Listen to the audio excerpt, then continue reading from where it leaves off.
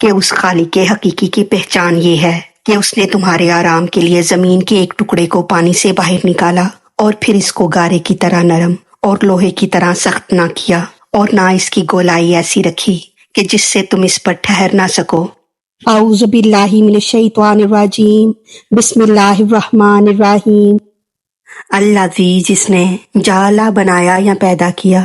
رب تعالیٰ نے اپنی پہچان یوں کرائی کہ وہ اللہ ہے جس نے تمہیں پیدا کیا، اس لیے کہ جب انسان کو اپنا ہونا اور ابتدائی پرورش ہی یاد نہیں تو وہ یہ کیسے جانے کہ میرا خالق کون ہے۔ اس لیے رب تعالیٰ کی کھلی ہوئی نشانیاں بتائی گئیں کہ تمہارا خالق وہی تو ہے جس نے بنایا یا پیدا کیا۔ لَکُمُ الْأَرْضَ، تمہارے لیے زمین، فراشم، فرش یا بچھونا، وَالسَّمَاءَ، اور آسمان کو، بِنَاءَ، چھت، یعنی تمہارا خالق وہی ہے جس نے زمین کو بچھونا اور آسمان کو چھت بنایا، اور زمین پر قسم قسم کے رزق پیدا فرما کر تمہاری دعوت کا سامان کر دیا۔ لاکم سے معلوم ہوتا ہے کہ دنیا کا سارا انتظام انسانوں کے لیے کیا گیا ہے اور جانور وغیرہ انسان کے تابع ہیں۔ فرمایا جا رہا ہے کہ تم پر اتنا بڑا کرم ہے کہ اللہ نے تمہارے لیے ساری چیزیں بنائیں، پھر بھی تم بت پرستی کرو تو کتنے افسوس کی بات ہے۔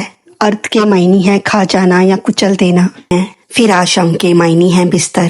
زمین کو بستر بنانے کا مطلب یہ ہے کہ اس کی اصل جگہ سمندر کے نیچے ہے، لیکن انسانوں کی خاطر اس کا کچھ حصہ پانی کے اوپر کر دیا گیا ہے۔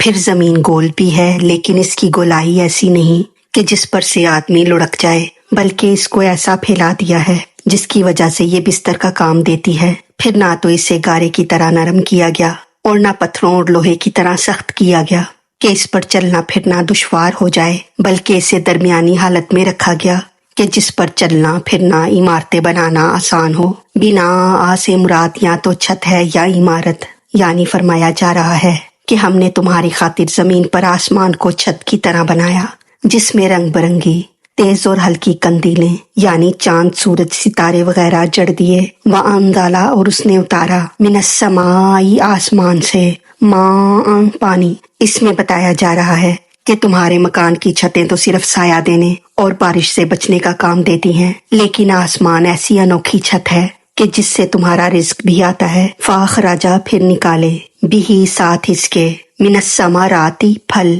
رزق لَکُم، رزق تمہارے لیے، یعنی پھلوں کو پیدا کرنے والے بھی ہم ہی ہیں۔ بارش تو صرف اس کا ظاہری سبب ہے، یعنی بارش سے بعض پھل تمہارے کھانے کے لیے پیدا فرمائے اور بعض جانوروں کے لیے پیدا فرمائے، کیونکہ انسان ہر پھل نہیں کھاتا، کسی درخت کا پھل کھاتا ہے، کسی کے پتے اور کسی کی جڑیں۔ رزق لَکُم کا مطلب ہے کہ ہر چیز تمہارے لیے بنی، اگر کوئی چیز جانور کھا بھی لے وہ بھی تمہاری برکت سے ہے۔ جنات اور کیڑے مکوڑے وغیرہ سب تمہارے طفیل پل رہے ہیں۔ فلا، پس نہ، تجالو، ٹھہراؤ، للہ، اللہ کے لیے، اندادم، کوئی شریک۔ یہ اس پوری آیت کا مقصد ہے، یعنی جب تم ان ساری باتوں کو جان چکے ہو تو تم رب کی بغاوت نہ کرو اور کوئی اس کا ہمسر نہ مانو۔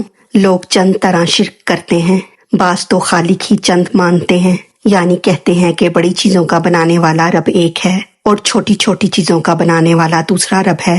بعض کہتے ہیں کہ عالم کو بنانے والا تو ایک ہی ہے، مگر اس کا انتظام کرنے والے چند ہیں، اکیلا رب اتنے بڑے عالم کا انتظام نہیں کر سکتا۔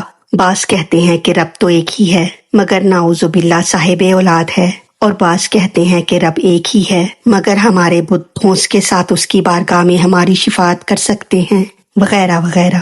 اس جملے میں ان سب کی تردید فرما دی گئی کہ تم کسی کو کسی طرح بھی خدا کا ہمسر نہ جانو، نہ ذات میں، نہ صفات میں، اور نہ وجود میں۔ وَأَنْتُمْ، اور تم، تعلمون، جانتے ہو۔ اس عبارت میں یہ بتایا گیا ہے کہ تم ہر طرح جان چکے ہو کہ خالق ایک ہی ہے، اور اب اگر تم شرک کرو گے تو تمہارا کوئی عذر قابل قبول نہ ہوگا۔ اب اس آیت کا خلاصہ اس طرح ہے کہ اس خالق حقیقی کی پہچان یہ ہے کہ اس نے تمہارے آرام کے لیے زمین کے ایک ٹکڑے کو پانی سے باہر نکالا اور پھر اس کو گارے کی طرح نرم اور لوہے کی طرح سخت نہ کیا، اور نہ اس کی گولائی ایسی رکھی کہ جس سے تم اس پر ٹھہر نہ سکو، غرض یہ کہ اس کو ہر طرح تمہارے لیے بستر کی طرح آرام دہ بنایا، اور پھر یہ کرم فرمایا کہ زمین پر آسمان کا خیمہ لگایا جس سے یہ جہاں ایک گھر کی طرح بن گیا، اور تم کو اس میں رکھ کر روزانہ تمہاری 3 وقت کی دعوت کا انتظام فرمایا، اور پانی برسا کر رنگ رنگ کے پھول اور پھل پیدا فرمائے۔